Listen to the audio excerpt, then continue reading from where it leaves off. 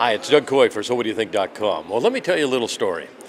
Let's imagine that British Columbia is a country, and the country next to us is Manitoba, and then there's another country on the other side of us called the United States, and then there's this country, just for an example, called Alaska, and we're virtually, in a sense, surrounded. Now let's say that one of these countries is our enemy in a big way. And matter of fact, let's say it's Alberta, is planning on putting a nuclear facility together, and their president of that country has threatened to wipe us off the face of the earth. The country on the other side has this terrorist organization with hundreds of thousands of people, and they have amassed thousands upon thousands of missiles that they're threatening to send into Vancouver and demolish Vancouver.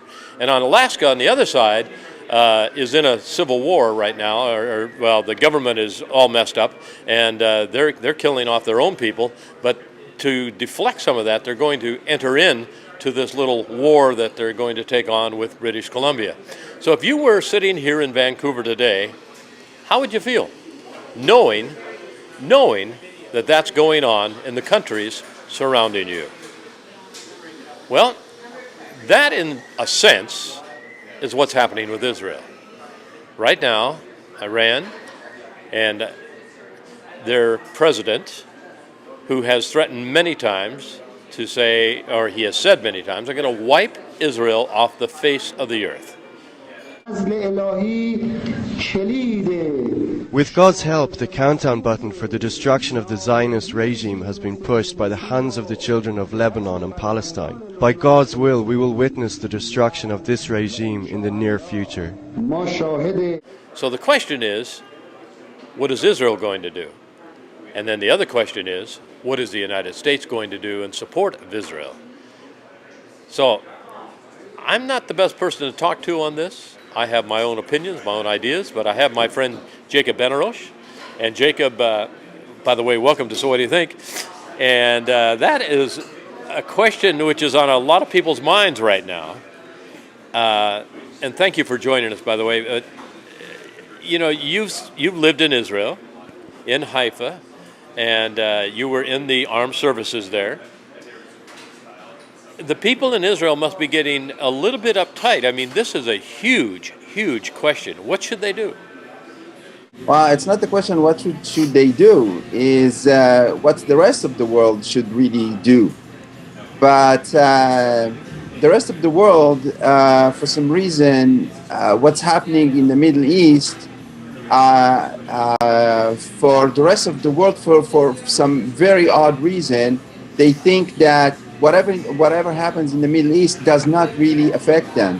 But this is so wrong, absolutely so wrong. Like Newt Gingrich said, if anything happens to Israel, if Israel, for some weird reason, goes, the West goes with it. An Iranian nuclear weapon is potentially a second Holocaust. Israel's a very urban country.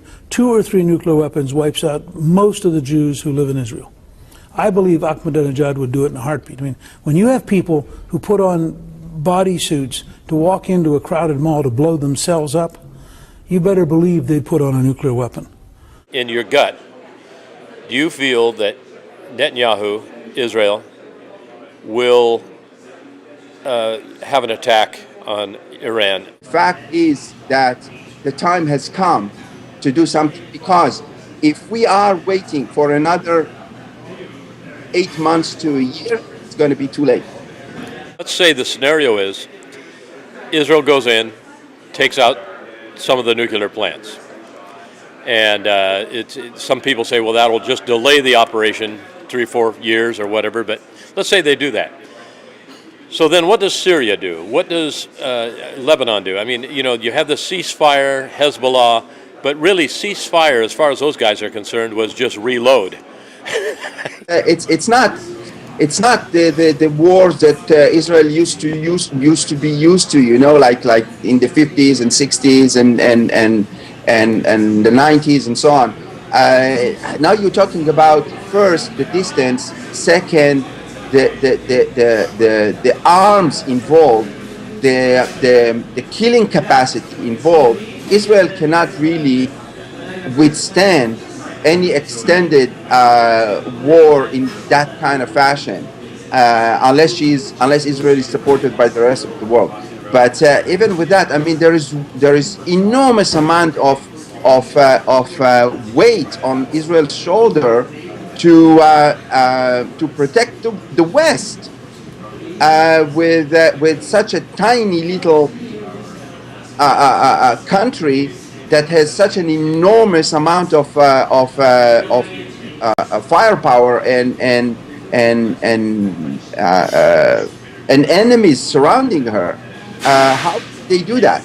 And that's, how can they withstand a long withdrawn war? It would be impossible. Well, Jacob, thank you again for your time. It's always a pleasure, and I know one thing: I would not want to be Benjamin Netanyahu. This is a tremendously difficult situation to have to be faced with. So this is Doug Coy talking with Jacob Ben-Arosh. And what do you think? Do you think that Israel is going to actually go in and take out the nuclear facilities in Iran?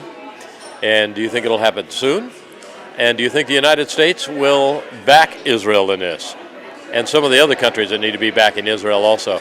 I mean, these are major questions right now. Love to hear your thoughts. Doug Coy, so what do you think?